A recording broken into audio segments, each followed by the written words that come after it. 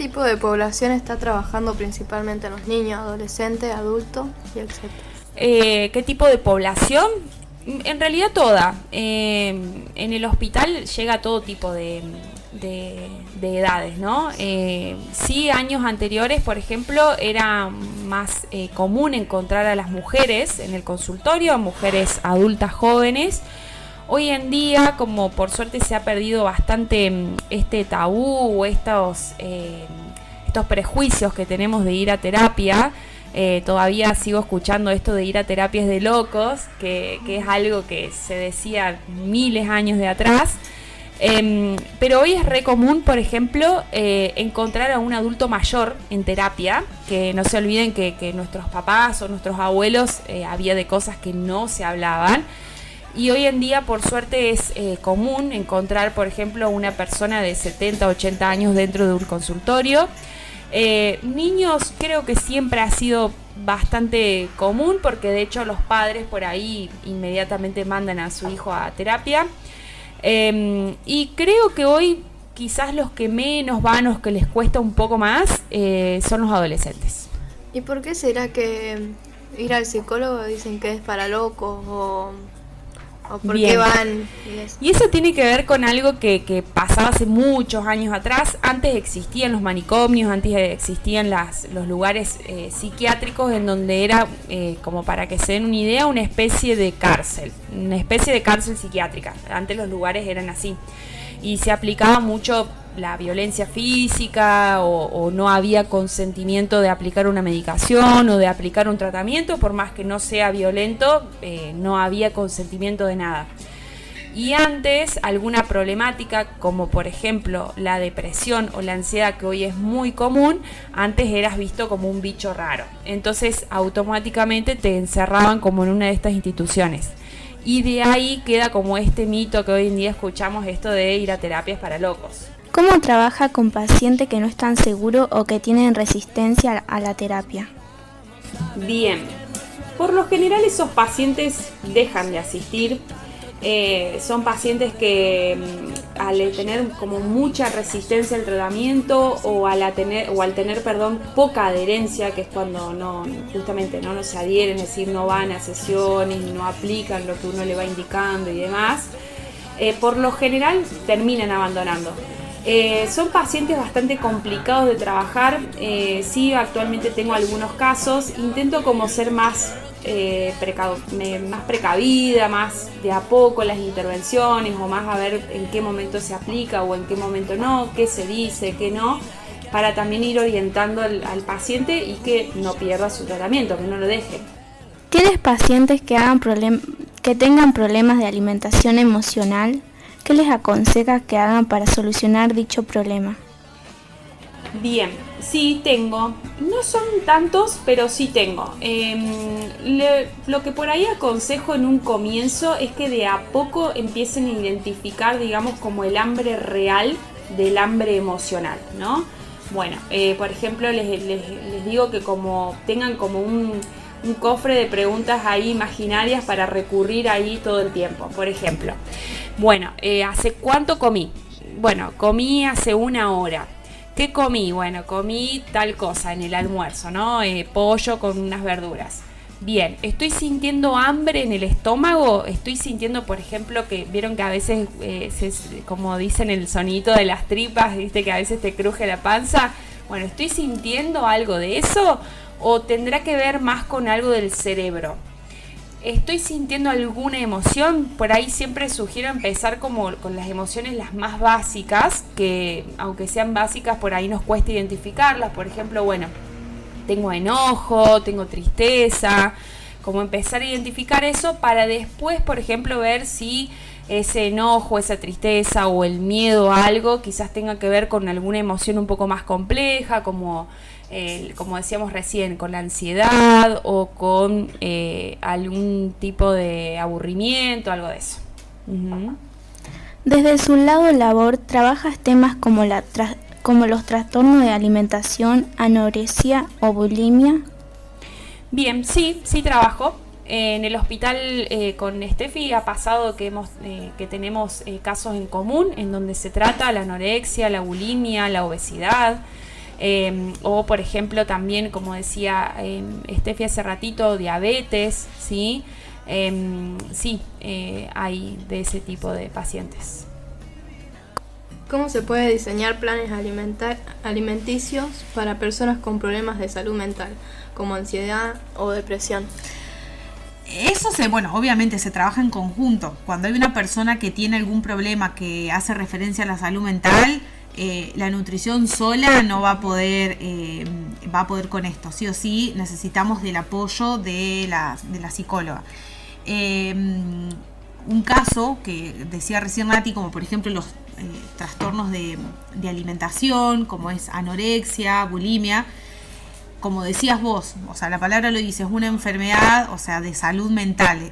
Entonces, primero la psicóloga y de ahí después acompañar desde la parte de la nutrición, pero sí o sí tiene que ser en conjunto.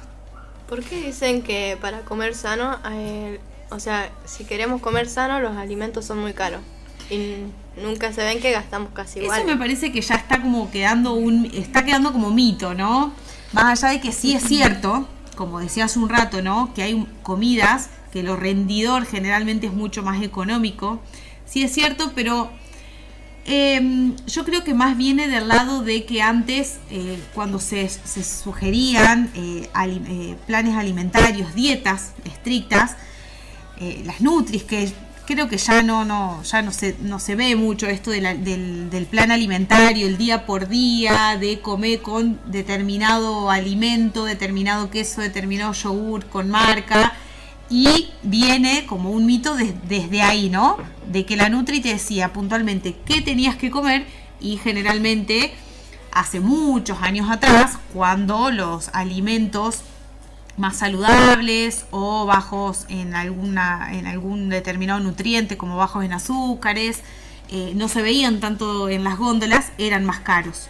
Entonces yo creo que eso deriva un poco de ahí. Hoy en día me parece que tiene más que ver con una cuestión de administración. Creo que todos podemos comer un poco más saludable.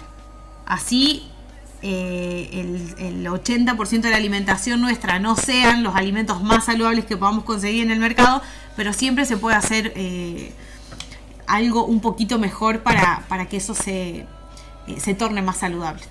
¿Cómo abordarías las necesidades nutricionales de una persona con diabetes de tipo 1? Bueno, la diabetes tipo 1 es la insulino dependiente, ¿sí? Son aquellas personas diabéticas que deben inyectarse insulina porque su cuerpo, por alguna razón, ya no la genera.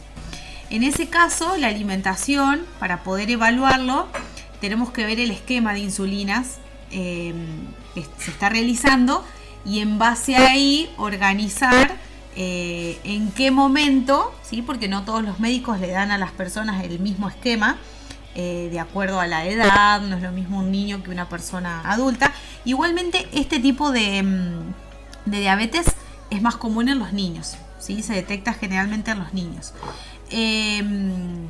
y adolescentes.